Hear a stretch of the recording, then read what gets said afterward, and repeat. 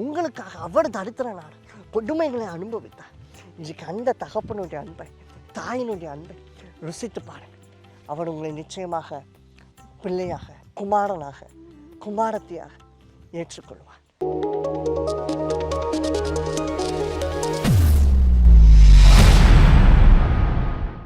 Hi friends, உங்கள் எல்லாரையும் பார்க்குறதுல எனக்கு ரொம்ப சந்தோஷமாக இருக்குது.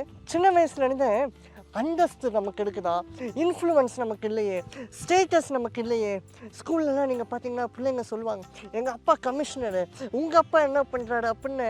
அந்த சின்ன வயசுலேருந்து அந்த இன்ஃப்ளூயன்ஸ், அந்த ஸ்டேட்டஸ், அந்த வெல்த்து, சொசைட்டியில் பொசிஷன்ஸ், அது எல்லாமே நமக்கு இருக்குதான்னு பார்த்து நம்ம பிரெயினை அப்படி டியூன் ஆகிட்டு பிரியமான தேவஜனமே. ஆனால் ஏதோ ஒரு விதத்தில் அதுவும் ஒரு முக்கியமான காரியம். இன்றைக்கி சமுதாயத்தில் ரொம்ப இன்ஃப்ளூயன்ஸ் வாய்ந்த ஆளாக இருந்தாங்கன்னா ஈஸியாக காரியத்தை சாதிச்சுட்டு ஈஸியாக செஸ் மாதிரி காயினை நவுத்திட்டு போயிட்டே இருப்பாங்க. அவங்க நடக்கிறது தான் நடக்கும். ஆனால் நமக்கு இங்கே யாரையுமே தெரியாது. தனிமனமாக நிற்போம். வாழ்க்கை ரொம்ப கஷ்டமாக இருக்கும். சோதனைக்கு மேலே சோதனை வரும். தனிமனமாக காரியங்களை சாதிச்சுட்டு இருப்போம். ஆனால் ரோமர் 9:25 வேதம் இவ்வாறாக சொல்லுது, நீங்கள் என்னுடைய ஜனங்கள். அது மாத்திரமல்ல 26 கர்த்தர் சொல்கிறார், ஜனங்கள் மாத்திரமாப்பா, நீ என்னுடைய பிள்ளைகள், நீ என்னுடைய குமாரர்கள், குமாரத்திகள். தேவஜனமே, தேவன் உங்களை பார்த்து யூ ஆர் மை சில்ட்ரன் அப்படின்னு சொன்னால் நீங்களும் நானும் தேவகுமாரர்கள் அல்லவா? அதை தான் இயேசு கிறிஸ்து சொன்னார், என்னை விசுவாசிக்கிறவன் என்னை விட பலத்த காரியங்களை செய்வான் என்று. இன்னைக்கு கர்த்தருடைய குமாரர்களாக நாம் இருக்கும்போது அவரை நம்மளுடைய தகப்பனாக ஏற்றுக்கொள்ள வேண்டும், தாயாக ஏற்றுக்கொள்ள வேண்டும். அப்படி ஏற்றுக்கொள்ளும் போது முழுமையாக நாம் அவரை நம்புவோம்.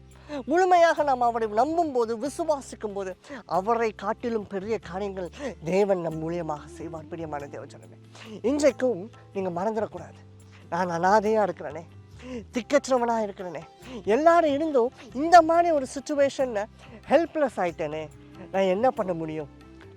எல்லாரும் இருக்கிறாங்க என்னை சுற்றி, என் குடும்பம் எனக்கு சப்போர்ட்டாக இருக்கு. பட் இந்த சமயத்தில் நான் ரொம்ப சாலிட்யூட்டாக நான் ஃபீல் பண்ணுறேன். வெளியில் போய் என் கூட சொல்கிறதுக்கு கூட ஆள் இல்லை அப்படின்னு நீங்கள் நினைக்கலாம். தேவன் உங்களுக்காக இருக்கிறார்.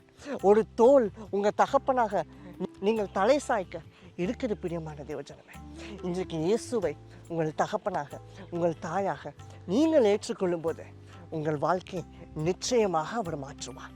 அவர் ஒருத்தர் தான் உங்களுக்காக முழுமையான அன்பு கொடுக்க முடியும். அதை காட்டும் வண்ணமாக தான் அந்த சிலுவையில் நமக்காக மடித்தார். ஒரே மனிதன் சகல பாவத்துக்காக மடித்தார், சகல நோய்களுக்காக மடித்தார். உங்களுக்காக அவர் தரித்திர நாள் கொடுமைகளை அனுபவித்தார். இன்றைக்கு அந்த தகப்பனுடைய அன்பை, தாயினுடைய அன்பை ருசித்து பாருங்கள். அவர் உங்களை நிச்சயமாக பிள்ளையாக, குமாரனாக, குமாரத்தியாக ஏற்றுக்கொள்வார். நாம் ஜெபிப்போமா? இயேசுவே, உம்முடைய பிள்ளைகளாய் மாறுவதற்கு, குமாரர் குமாரத்திகளாய் மாறுவதற்கு நாங்கள் எவ்விதத்திலும் பாத்திரவான்கள் அல்ல அப்பா, அல்ல. ஆனால் நீ எங்களை பாத்திரவானாய் மாற்றும். உம்முடைய ரத்தத்தினால் எங்களை கழுவும் இயேசுவா.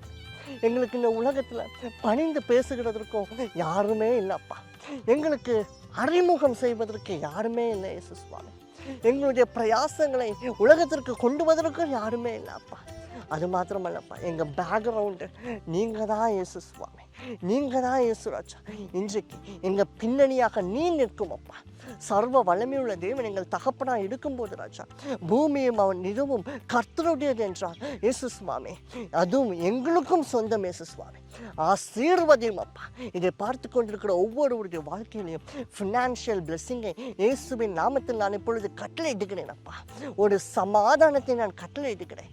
நாங்கள் சமாதானத்தின் பிரபுவின் பிள்ளைகள்.